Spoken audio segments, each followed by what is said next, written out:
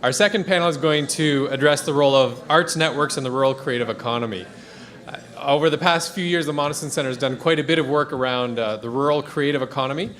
Last year we hosted, or over the past year and a half, we hosted 2 SSHRC-funded conferences on that topic with many of our community partners engaged. And one of those was a day at Queens and a day in Prince Edward County with the county and Pella CFTC as some of our key partners on that conference. We've also done a 5-part seminar series on the creative economy. And all of these events, you can, if you weren't at them and you would like to kind of magically revisit them, you can via our YouTube page. All the videos are available through, our YouTube page is accessible through our website, economicrevitalization.ca. We're also very pleased to announce that in partnership with a lot of support from our partner Rede Ontario, we've been able to launch many of our resources in French as well. So we have a new website, revitalisationeconomique.ca, which has many of our resources available in French now as well. So we encourage you to visit our website, make use of our YouTube videos. Particularly this seminar is going to focus on the role of arts and culture, but certainly the idea of the creative economy has many different definitions, some much broader than just arts and culture, and so you can explore our past conferences to look into those issues. Some of the questions we've heard from communities about arts and culture, though, are these. How can our community respond to and capitalize on the emerging creative economy? What methods of economic development can be applied to the creative and/or knowledge economy? How can a community develop a plan for attracting and retraining creative or knowledge workers? And how do we promote creative economy to attract and retain youth and non-retirees? So we have a wonderful panel put together to talk about the role of arts and culture in economic development. Our first speaker will be Dr. Betsy Donald, whom many of you will be familiar with. She's an associate professor of geography here with degrees in history, environmental studies, planning and geography from McGill, York, and Toronto. She teaches and does research on the urban and rural creative economy, and she's also a registered professional planner. And we're very excited. She's presenting initial findings from our first study from this new SSHRC Research Partnerships project. And she's been doing a project with the Frontenac Arch Biosphere Reserve. So we're very excited to have that. Andrea, Gori, and Annie Wang are QSB commerce students who will be presenting some consulting work they did, again, as part of our OMAFR project, providing free consulting to local businesses and community organizations. They're both BComm candidates. Andrea is an exchange student from Italy, and he's studying international economics and finance. He's also a researcher at the Centre for International Business and Sustainability at the London Metropolitan University, and he's just recently been nominated for the London School of Economics MSc program for next year. And then Annie is a third-year commerce student, and she's the project manager for our Students in Free Enterprise and Sponsorship, and also our Commerce and Environmental Engineering Conference. She's involved with that as well. Arnie Francis is from Mississippi Mills, and that's the community that Andrea and Annie worked with. And so he's a consultant in economic development and also is the chair of the Cultural and Economic Development Committee.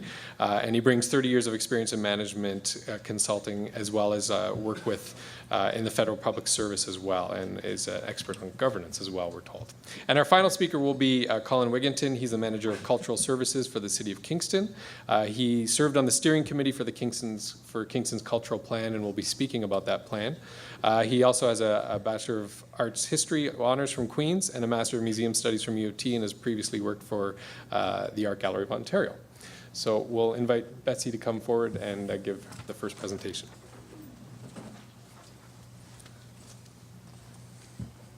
Well, thanks very much, Jeff, and it's nice to see so many familiar faces. Thanks for asking me to speak today on a topic that I actually don't do much research on specifically. I do a lot of work. I've done a lot of work on the creative economy, and particularly the food economy and the creative food economy. But this talk is more specifically on the role of arts and culture in economic development, in rural economic development. And I've been very fortunate to be able to partner with the Frontenac Arch Biosphere Reserve and some of the active members in that community We actually haven't done our research yet. We're starting this summer. We're going to be doing some inventory work, some surveys, so watch for that, and some interviews. So this talk is really more of a kind of a think piece, drawing on a lot of different literatures, particularly the work of people like Anne Markison, who's probably one of the world leaders in terms of arts and culture and rural economic development in the U.S. Actually, just this morning, she sent me all these great papers, which I haven't had a chance to read, but I will be looking at that work. But she's done a lot of work, really making this argument that arts and culture is integral to economic development. Too often we see it as traditionally separate from arts and culture. Many of you have seen this picture in your small town. You know those whirly birds that go like this, and the spring arts and crafts show that's kind of marginalized. It's shoved in the hockey arena after the hockey season's over, and you kind of wander around. And there actually may be some really cool, interesting folk art in this place, but you don't really see it. It's not branded. It's not marketed. It could be anywhere, sort of arts of anywhere, Ontario. And this, of course, is in real contrast to a regional economy or a rural place that really has got arts pouring out of its pores in every sort of facet of its life.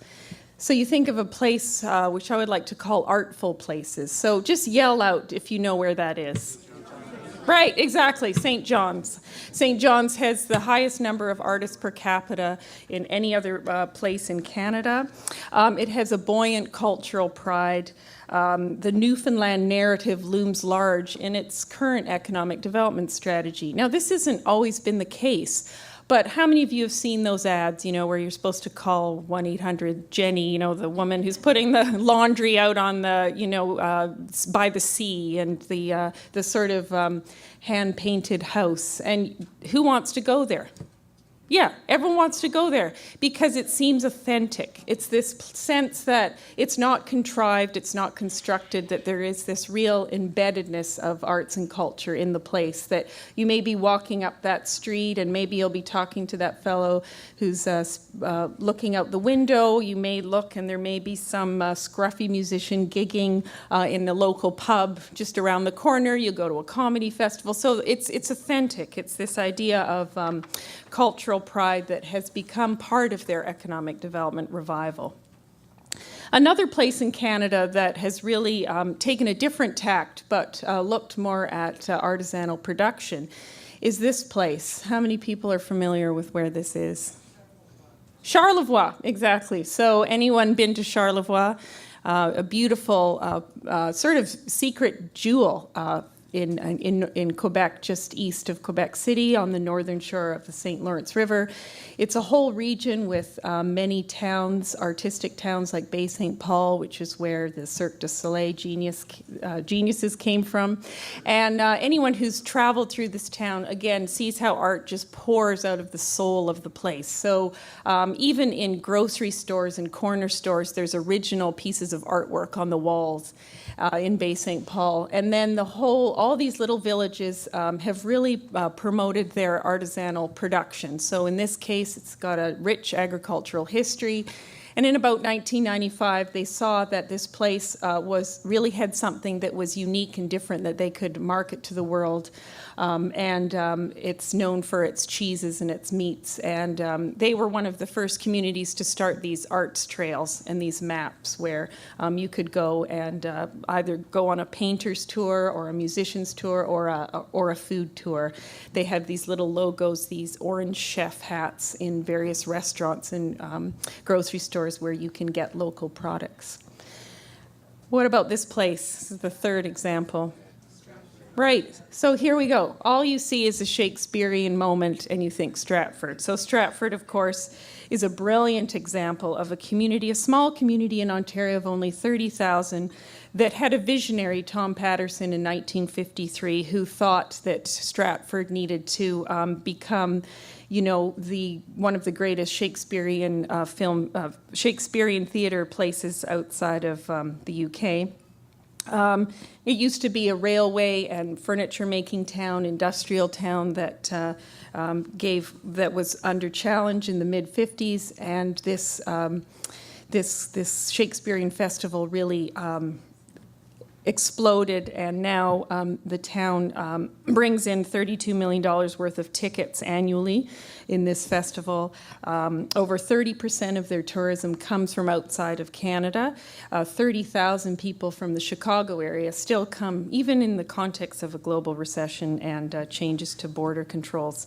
So it's a really wonderful example of a place that has managed to sustain their artful place, not just by looking at the theater production, but also it's an authentic place. If you go to Stratford, the town planners have put a lot of effort into quality of place, into the park system, into making it a place where people want to live. It is, as a result, attracting new businesses. And they've also really packaged the theater in terms of also a theatrical and culinary experience. So traditionally then, the theory, what you can see through these examples, is that arts and culture is not separate from economic development. Traditionally, we have seen arts and culture as separate, and the practice, of course, is this silo funding for arts and culture, very project-based, often on an ad hoc and piecemeal basis. And unfortunately, it's harder and harder for traditional cultural institutions to get money from government. Here's a telling statistic that we just pulled up. You can see the percentage change in culture spending in actual dollars between 2006 and 2008. And of course, that is continually going down in the context of fiscal austerity. Now, that doesn't mean that we shouldn't support our core architecture of arts and culture, which, museums and symphonies. This is sort of the tip of the iceberg in a regional economy and an essential ingredient. But that's a whole other debate right now about public funding. But what we want to argue in this presentation is really that arts and culture is also more than those formal institutions, but it has to be integral to the real economy, that cultural planning needs to take place for the entire region. And many of you in this room are already doing these things in your communities.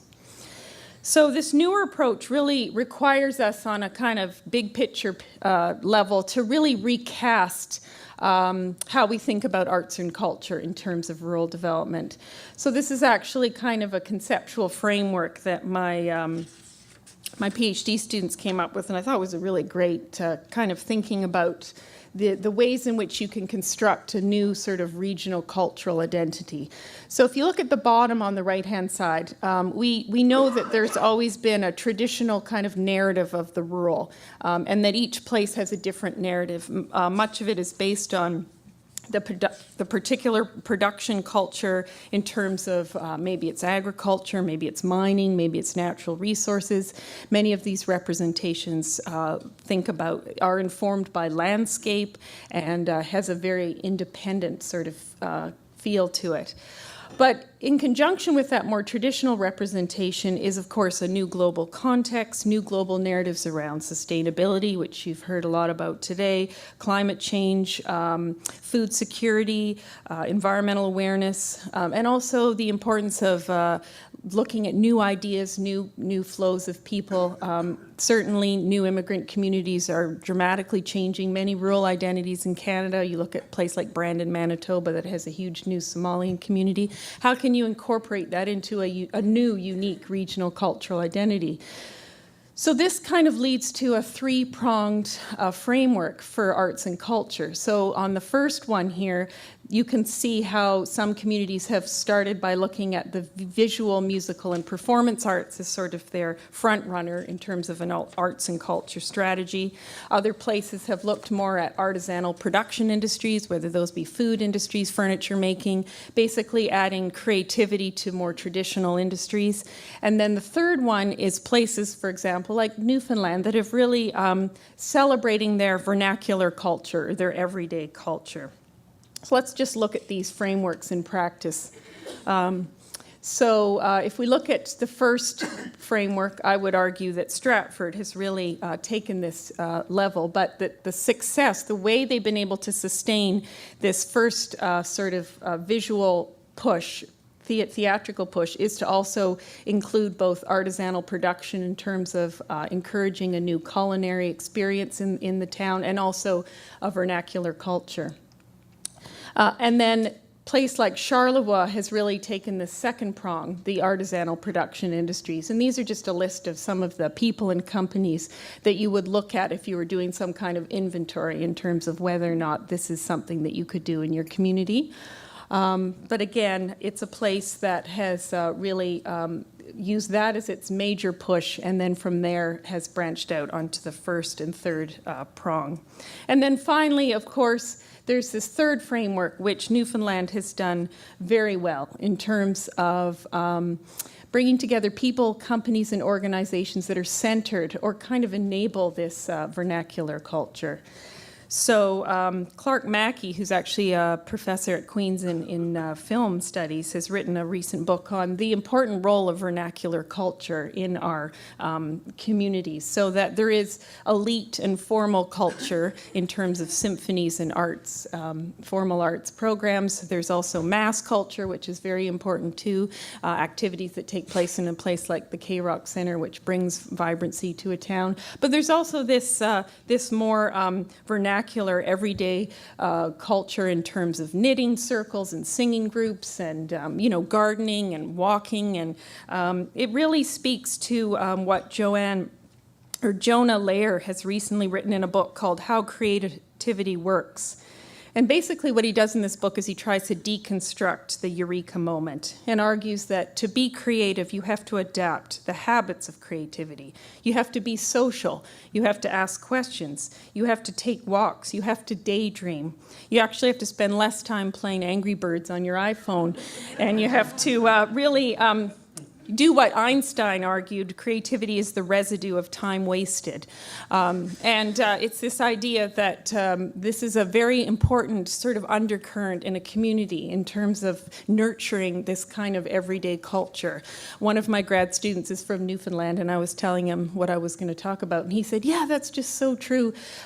He lives in Saskatchewan now, and he said that he was driving home through Newfoundland and for some reason got lost, which I found hard to believe. But anyway, he said, so he and his friends stopped in at a bar at 2 a.m. and opened the door, and he said it was like an iconic moment. Everybody was singing the same song and this big hymn, but it was this vernacular culture, which again, Newfoundland has been very successful. It's been a risk-taking venture for Newfoundland and the Irish Loop, but it's been very successful. They are marketing their authenticity, and their goal is to double their tourism dollars by 2020, and they are on track to do that. Some of the ingredients to success of these artful places, of course, is that all three of these examples have had visionaries. They've had those risk takers and entrepreneurs. In the case of Stratford, it was one person. In the case of Charlevoix, it was a group of food producers and tourism operators and circus producers who actually had this vision. And similarly with Newfoundland, it's really a collective of business, nonprofit, and community culture that is really enabling this kind of narrative, this Newfoundland narrative. And of course, it really raises the question kind of profoundly again, like what is the role of the public sector in terms of allowing this creativity to thrive? On the one hand, their role, of course, is to create the right conditions, create the right infrastructure, whether it's patios or, just good quality of place to live. But also there's this moment where the public sector also has to step back and actually not quash that risk taker and that entrepreneur. And I'm sure that we'll hear a lot more about this on this panel, but I'll leave it for now as I've run out of time. So thank you very much.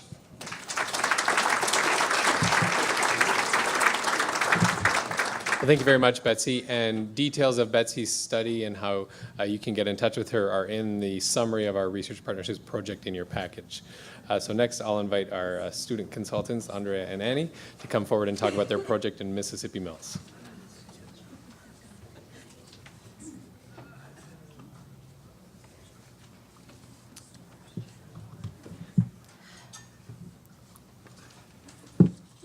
Good morning, everybody. So we're here. Can everybody hear me at the back?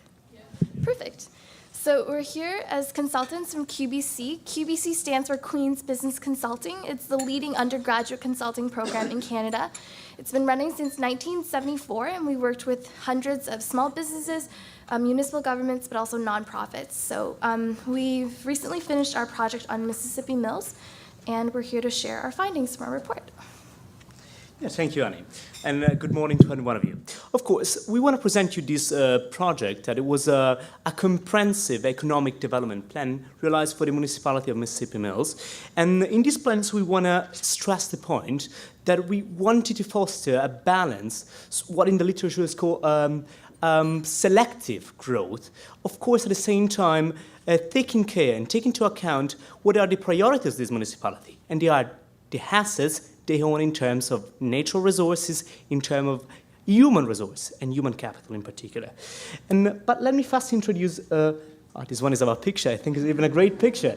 Let me first introduce the municipality of Mississippi Mills for those of you who have never been there. And this municipality is located at the west of Ottawa, in particular is within the greater Ottawa area. It has 12,000 inhabitants and is characterized by a high quality of life and I would say its creative economy. So, skipping over the formalities, we really wanted to create a report that was very actionable and something that the community could take away and start to implement, rather than focusing on a discussion of the community or just more of their resources or community profile, which is already available. So we began our research with two key sources, the first of which was the Modison Center's knowledge syntheses, which are, again, very valuable and also available on the website. And the second was conducting interviews with the local community stakeholders. And from that, we developed a three-prong approach, but not to be confused with the three-prong approach that was mentioned in the previous presentation. So this approach focuses on essentially attracting visitors, turning these visitors or a portion of them into residents, and then having these residents encouraging them to become local entrepreneurs and supporting the economy. So with that, we're going to start off with the first prong. But before we can really talk about tourism, as we've heard already in the morning, what's really important is to develop a common community vision. And that's really the first step and also the basis of all of our recommendations, is for Mississippi Mills to amalgamate the three townships of Ramsey, Almont, and Pakenham and come up with this overarching vision, an action plan for them to pursue. So whether it be to really sell their high quality of life, to increase the number of permanent inhabitants, or really just to push the fact that they're the festival's capital of Canada, focusing on tourism, or maybe even to focus on developing either high-tech or particular industries within the creative economy, for them to develop this vision and then also come up with the steps in order to fulfill this vision.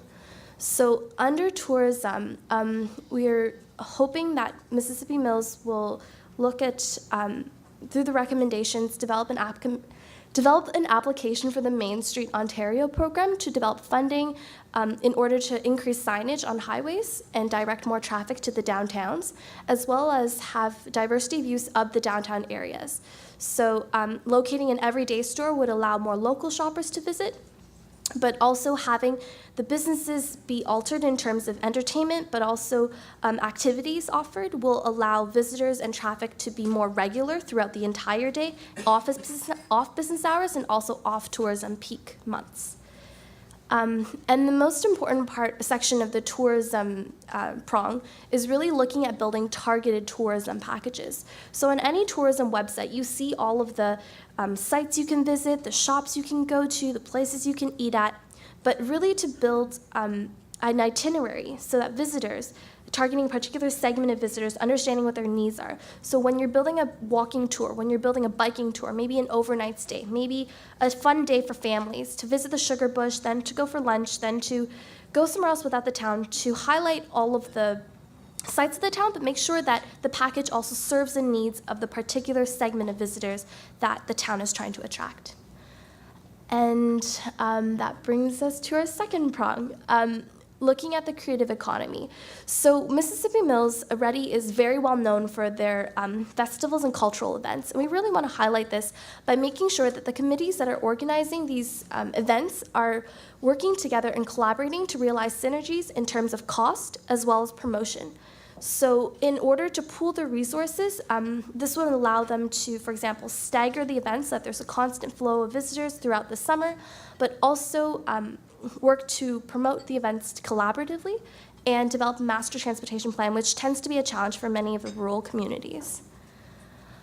I'll quickly go over the other two parts of this section. Asset-based community development is something that's really come up quite a lot in terms of rural economic development. So more information about this can be found, again, on the Moniston Center and Knowledge Syntheses, but also on bankofideas.com. And the idea is to understand the assets in the community in terms of people, natural resources, all resources, and to be able to update this update this asset inventory to really understand how to best leverage these assets.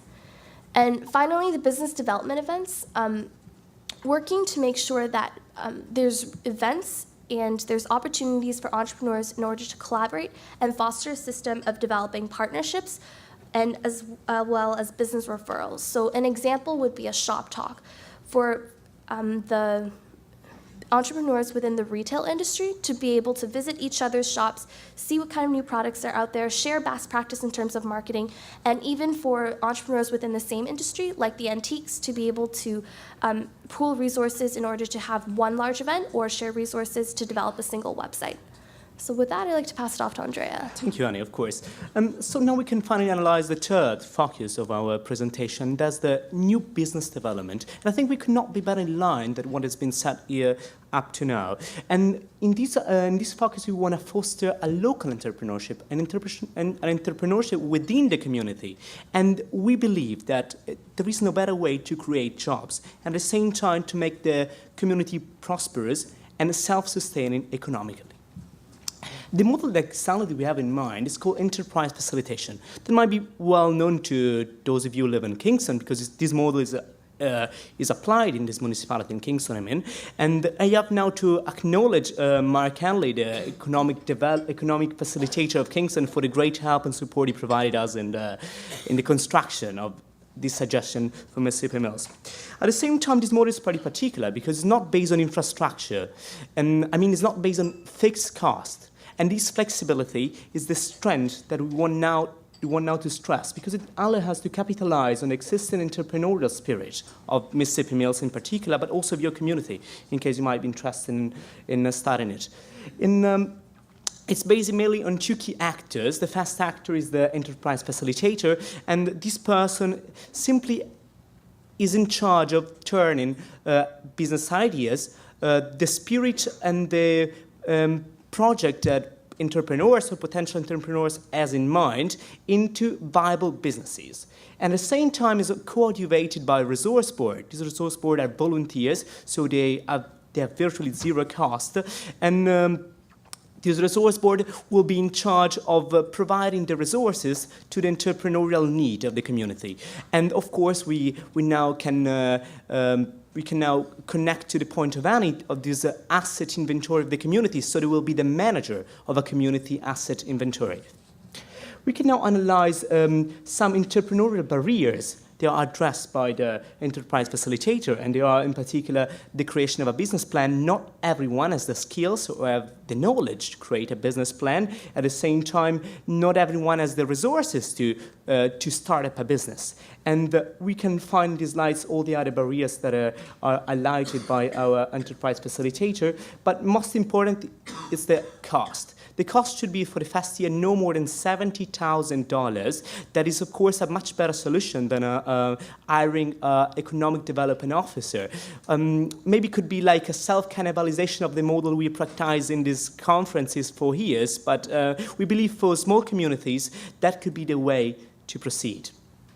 At the same time, we want to stress three key metrics that are like the metric of the success of the model, and they are the number of business created, the number of jobs created, but last but not least, that's the innovation of this model, is the number of entrepreneurs or potential entrepreneurs contacted.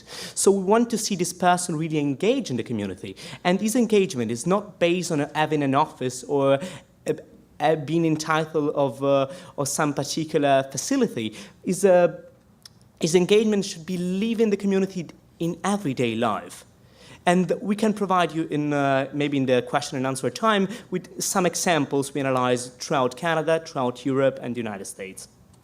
At the same time, now our second point is the development of a business park.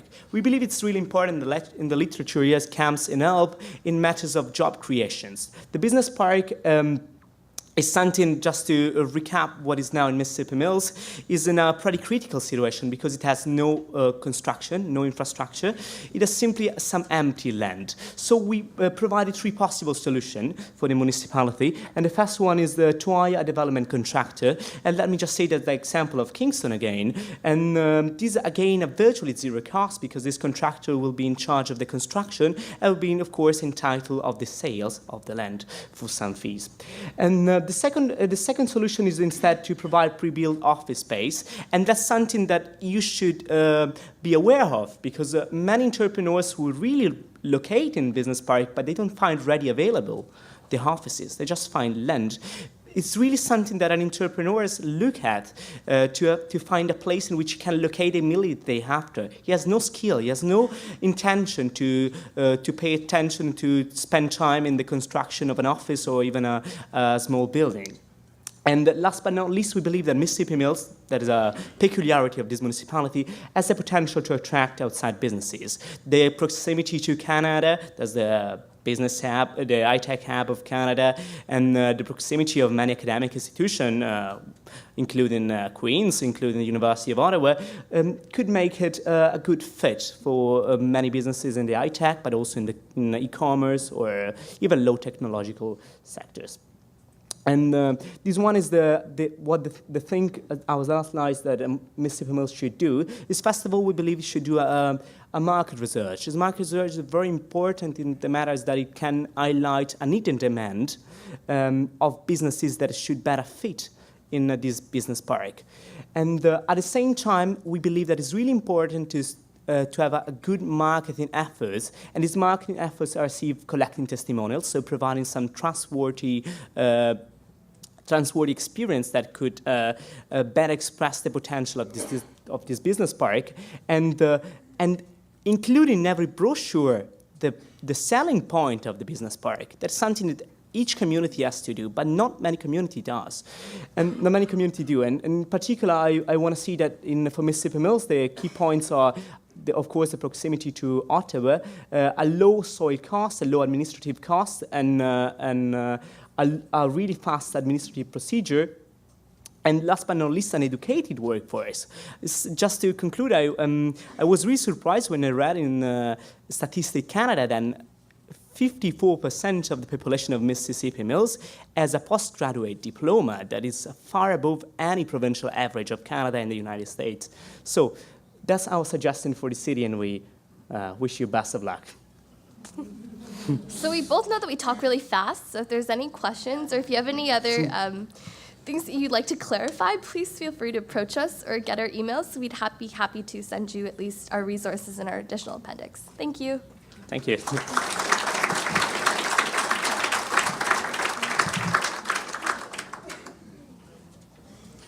Our thanks to you both, and Annie mentioned that our knowledge syntheses, which are available at our website, economicrevitalization.ca, and those include topics including community branding, rural tourism, building an asset inventory, the rural creative economy. Et ces synthèses de connaissances sont aussi disponibles en français à revitalisationeconomique.ca. I'm going to hand the floor over to Arnie and Thank you give very some much. comments. Thanks, Arnie. Mon Dieu, ça c'est fantastique, et pas français bien. Thank you very much for inviting us here. My name is Arnie Francis, and I don't want to be here masquerading as an economic development consultant. I may have slipped that in, but it's not true. I'm actually just a consultant with the federal government and do management consulting. But I'm here really to talk to you as the chair of the Economic and Development Committee, Community Economic Development Committee of Mississippi Mills. And like so many of the people in small communities, if you're from one, the community is driven by volunteers. So I'm a volunteer chair of primarily a volunteer committee in Mississippi Mills. And I have another colleague of mine from the committee, Scott McClellan. Scott, would you please stand up? Okay, all right, you don't have to, that's true. So, just like the Monason Center, if you don't have a Scott on your team,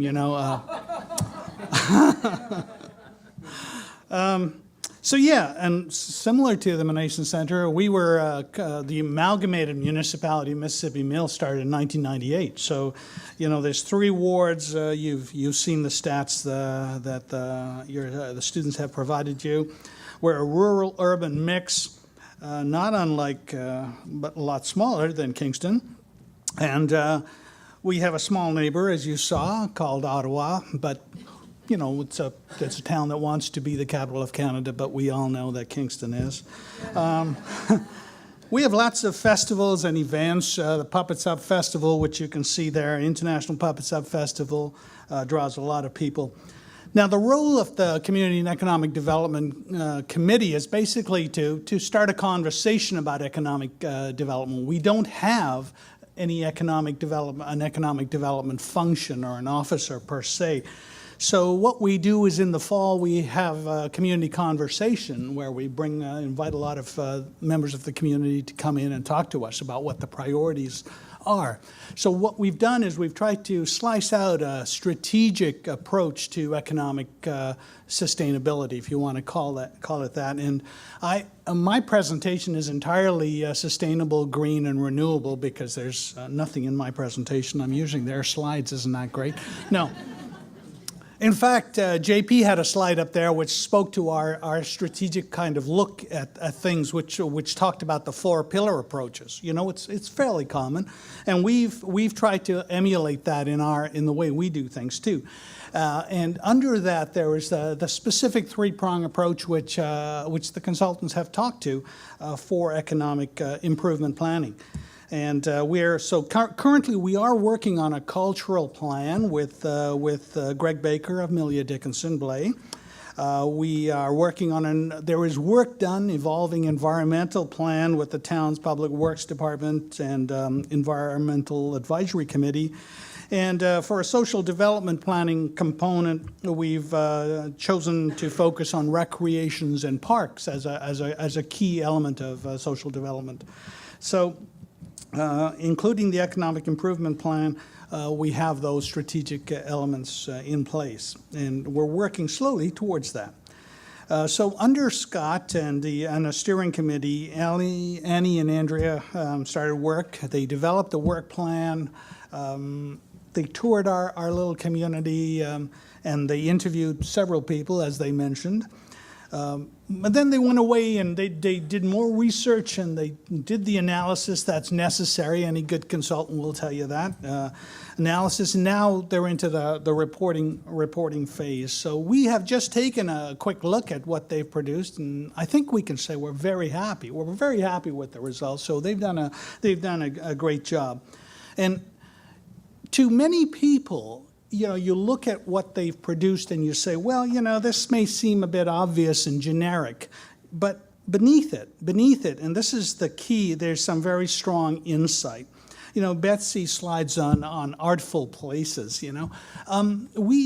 we think that branding is so important, and it is so understated in certain, especially rural communities.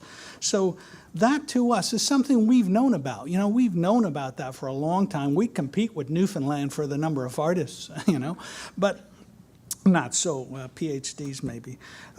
But it's important to any community. So clarifying that for Mississippi Mills is a key element that's brought that out for us, and it's focused it for something that decision makers can act upon. The other thing is the identification that we may fit into the Main Streets program, Main Street Ontario program. So our downtown is in good shape, but if any downtown in municipal, especially in smaller rural communities, you'll know sustainability is an issue. You've got stores coming and going, and some days you have lots of storefronts that are empty, and some days you have none. So one of the things that this speaks to is the possibility of funding for establishing some sustainability in the downtown cores. And we have 2 downtown cores, Almont and Pakenham, which is a little smaller community, but it's just as beautiful. And the creative economy, that is something that we have trying very hard, even through our cultural mapping and cultural planning area, to tap the local talent for creative initiatives and business developments. Yes, we have lots of festivals, but here's the thing. If you're a small town with a lot of festivals, you are usually attracting the same type of people back.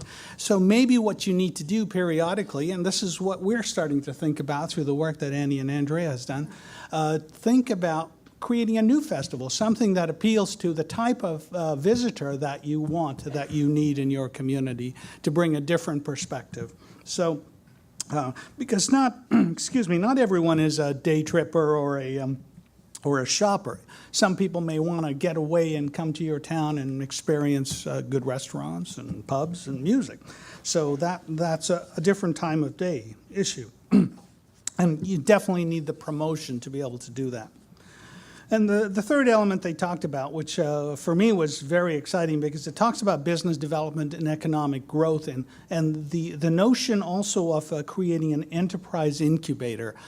This has been done in other jurisdictions. I know I was just speaking to somebody from the Halliburton Rotary, and they've got this incubator system where businesses from inside the community start to generate saleable, stable business plans, and they can go out and look for funding and expand their businesses. So those are the type of suggestions that, when you present them in this way, when an outsider comes to your community and presents it to you, you sit back and you go, that's a good thing, When an insider, somebody inside the community comes up with that, so that's just another one of Arnie's ideas, So, yeah, thank you for that. I don't know that there's, like I said, there's a lot here that's new, but what these student consultants have done is they've made it feel like we're finding treasure, in our own community. Because these are ideas that have been put together and presented. And what that does is through the process of asking questions through people in the community, what it's done is it's got people thinking about the possibility of this, that in the downtown area, in the business park. And writing the report is so fundamental to reminding people about the opportunities, not just complaining about the challenges, but actually thinking about the opportunities, and it actually starts to set the community in motion. So you will have stakeholders who will come up and take responsibility for certain areas of that. So you don't have to rely specifically on funding from council or the town has to, the paternalistic approach that the town has to look after this. We have great enterprise entrepreneurs, volunteers, tons of volunteers, getting a bit burned out, but they keep coming back every year to do the same thing better. And we have great groups, associations, businesses that act as a kind of a social colander, straining the important stuff through it. So we can, we take a stake in our community and it becomes a more enriched place, and that's what we're seeing from this type of a presentation. And as Dr. Greg Baker puts it, it's rediscovering that wealth of place. We know we have it, but now we're rediscovering what it is and how we can go about pursuing it and making something important out of it. So I'd like to thank you, Annie and Andrea, your hard work and insights. In a way, we feel sort of honored because perhaps here we are where what we're doing is, as a small community, we're launching a future Richard Florida or a future Greg Baker or somebody like that here. So we thank you for your work on that.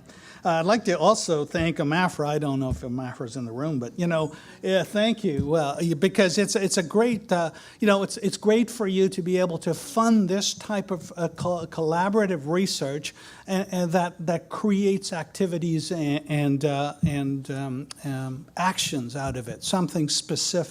And for small rural communities, that is so important. I'd also like to thank Professor Weisburn, of Queen's Business, who has mentored these fine students and helped them come up with this piece of work. Also to the Nomination Center, Dr. Carson and Jeff, who I know I hassled you a lot to get us on the agenda, but thank you very much to your staff for letting us share a bit of ourselves in your conference. And just in closing, I'd like to invite you all to come and enjoy an escape or a foray into our community of Mississippi Mills, Ontario. And thank you very much.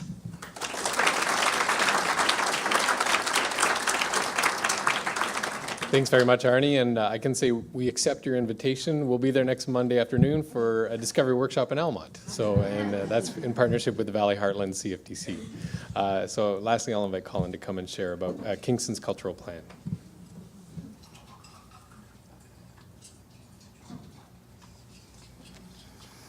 Thank you very much for this opportunity to speak this morning. I'm always pleased to have the chance to bring the city together with the university. It's something that surprisingly doesn't happen as much as I would like to see it happen, so this is a great chance to speak in front of you.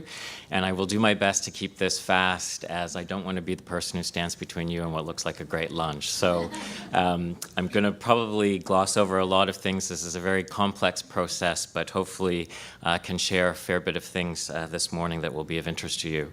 And I probably should start by saying that, just picking up on Arnie, that I'm sort of an artist masquerading as municipal worker, and that's not something that I was terribly conscious of until more recently when I was part of a panel discussion with the Municipal Cultural Planning Inc. in the Headwaters region, and someone pointed out to me the fact that it seemed so interesting that those of us in Kingston who are working in the Cultural Services Department weren't actually municipal workers by training. We've all come to our jobs through different avenues, and as was pointed out, mine was through art history, if you can believe it, and drama here at Queen's University. So I never would have saw myself standing up here in front of you talking about cultural planning, but there you have it.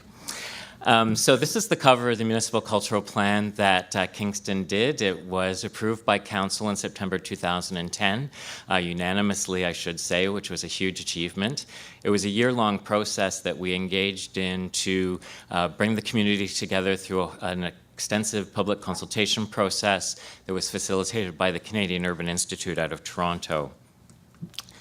And the purpose of the Kingston Culture Plan is laid out here, was to create a sustainable, authentic, long-term vision for cultural vitality in Kingston, particularly to identify possibilities for connections between cultural organizations and other stakeholders, and particularly to develop strategic directions for the city itself, because this was obviously a corporate plan. It's something that the city had to have that would work for its purposes. Something that's already been talked a lot about this morning, as I can glean from the previous panel and also from this panel, is the notion of the ICSP, the Integrated Cultural Sustainability Plan. And this was the context within which we were working when we started to develop the Kingston Culture Plan. And particularly, we were obviously looking at the cultural pillar, which is one of the 4 essential pillars, and the notion of cultural vitality. So we had to be mindful of that when we were doing this work. One of the first things that people wanted to do when we started down the path of the culture plan was to have a definition, a shared definition of what culture meant.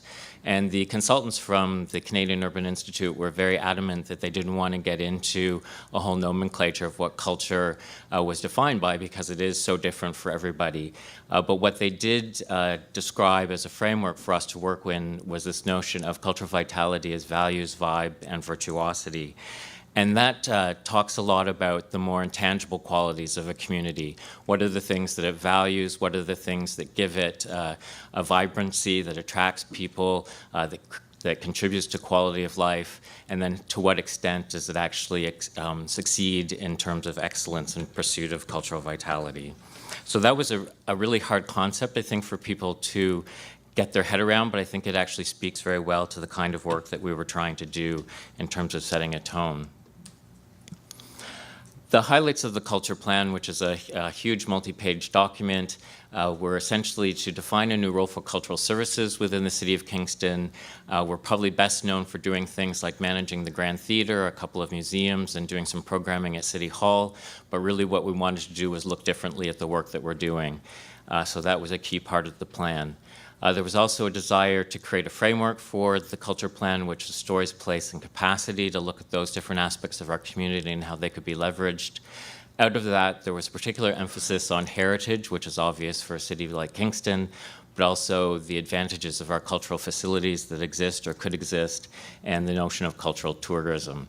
So it resulted in a plan that contained 60 recommendations, as well as an implementation strategy. And here you see, as was documented in the culture plan, this notion of the three-part stories, place, and capacity to achieve cultural vitality. One of the things that we ran into, though, as soon as we started to try and implement the culture plan was the fact that it didn't actually work for us as an internal structure. It was something that worked very well from a strategic point of view for narrating a particular story to City Council and the community, but we also had to figure out a way to make it work internally. So we then went through an exercise of sort of taking the content of the culture plan and massaging it and reworking it so that we could actually put it into practice within our own work. So we took those three areas and tried to distill out what we thought were the essential things that we needed to work on. And we came up with 6 categories that are itemized here, which are to leverage the unique richness of Kingston's cultural identity, create broadly based opportunities for community engagement, which is a very key one for us, provide breakthrough programming to nurture innovation, participation, and pride, to foster opportunities for community cultural development, and ensure ongoing municipal support, and to do this all within a department that is effectively and efficiently run. So we had to come up with our own narrative, which we're working through right now, which was to see the work that we're doing in cultural services shift from a focus on running things like the Grand Theatre to moving towards what we are now considering ourselves to be, which is a community cultural development agency. And really that is the role of a municipality to wrangle the resources that are out there, the wealth of assets that we have, and to make them make sense, and to work through partnerships and strategic alignments to see that happen. So we're in a process right now across these 4 years of trying to move from a model of essentially operating business units to shifting to this notion of community cultural development while maintaining aspects of both and trying to achieve that balance, which is a tricky thing to do, of course. Back in 2011, in September, on the anniversary of the approval of the Kingston Culture Plan, we issued for City Council's benefit essentially a season report, which was a look at the first year of the work that we had done. And we know that this is a key part of the efforts of a culture plan, is we have to keep telling those who are stakeholders, how are we doing? How are we doing? How are we doing? And that was really the purpose of this report, which we brought forward for their benefit. We also, around the same time, launched a campaign that are represented by the 3 buttons there, the living arts, living history, living culture, because we see ourselves not as just benefiting the city in terms of the work we're doing, we're wanting to benefit the whole community. And so we launched this campaign, this notion of positioning Kingston as a place where the arts, history, and culture are very much a living, breathing kind of experience. You can participate, you can just be an audience member, you can define how you want to engage, but it's something that everyone has a stake in, and it's not just something that's the city's goal to achieve. There's a number of projects that I could talk about, but one in particular that I wanted to focus on coming out of the Kingston Culture Plan is this notion of cultural indicators and performance measures. And this is really obviously for the benefit of municipal cultural or municipal government context. And this is, how do you take something as intangible as culture and try and give it some measurables to indicate how well that you're doing. And we had the opportunity, in fact, to partner with the Canadian Urban Institute, who are the original consultants on the Kingston Culture Plan, to do this project where they developed a municipal cultural planning sort of guideline for measurements. And we were one of a number of different communities that participated in this process that led to the publication of Municipal Cultural Planning Indicators and Performance Measures. And it's a document that you can find on the Canadian Urban Institute's website. I've put the web address up there, but I'm sure it can be shared through the documentation as well. And what was very interesting about that is it's meant to be a tool for all the municipalities who find themselves now working through these kinds of processes. And we engage in municipal cultural planning because we want to look differently, as Arnie said, at the wealth of resources that we have. What kind of assets can we work with? how can we leverage them to better effect, and then strengthen those resources to move forward in a more aligned and integrated and strategic kind of way. So this document lays out a set of 60 indicators, metrics of how they might be measured, the data sources that you would need to sort of gather this information, and then a suggestion of with what kind of frequency you would want to revisit those different indicators. And what I found interesting as this document took shape was essentially there's a three-part process. There's the notion of inputs, or the sort of financial allocations that a municipality like Kingston would invest in cultural activity, the processes that you would go through in terms of achieving the best benefit from those investments, and then these headings under which you would consider measuring the impacts that you would achieve. And through the work that they did, which again was a consultative process with municipalities across Ontario, was this notion of fostering creativity, creating wealth, creating quality places, strengthening social cohesion, and affecting all that through a different kind of organizational approach within a municipality. And when you consider that against the ICSP, you see that really what we're doing is trying to achieve that same kind of integration of working across the cultural, the environmental, the economic, and the social. So that in a nutshell was sort of the official story that I wanted to tell through this presentation. This is the road that we're traveling. We're trying to think differently about the work that we're doing in cultural services, but also to bring complete creativity to the work that we're doing. So a number of things that I can't really focus on in much depth today, but I think are really key, are thinking differently about the work that we're doing. So for example, right now, the city has been working closely with Queen's University on the development of what we refer to as an arts cluster on the waterfront. So some of you may be familiar with the Isabel Bader Center for the Performing Arts that's being built, and right next door is the J.K. Tett Center that the city is developing. And through that kind of partnership and co-location, we're trying to take advantage of the things that Kingston has.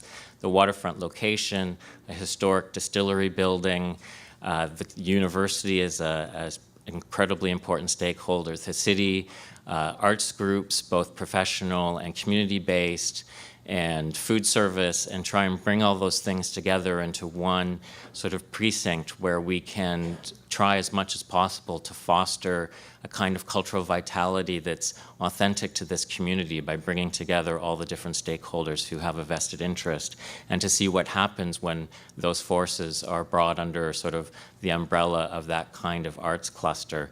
So I think that that speaks to the kind of work that we're trying to do, that we have to do this very kind of nuts and bolts sort of spending of money and allocation of resources, and then measuring and assessing those indicators, but then trying to do what Betsy was referring to, take it to the streets, give it to the people, get them engaged, and see what happens when you bring all these forces together. And I think that that's one of our challenges right now that we're starting to see some interesting success with, is what happens when you think differently about the kind of work that can happen through a cultural services department within a municipality like Kingston. So I'm sure there's lots more that I could say, but I'm certainly happy to take questions as we break at the end. But again, thank you for this opportunity to speak this morning.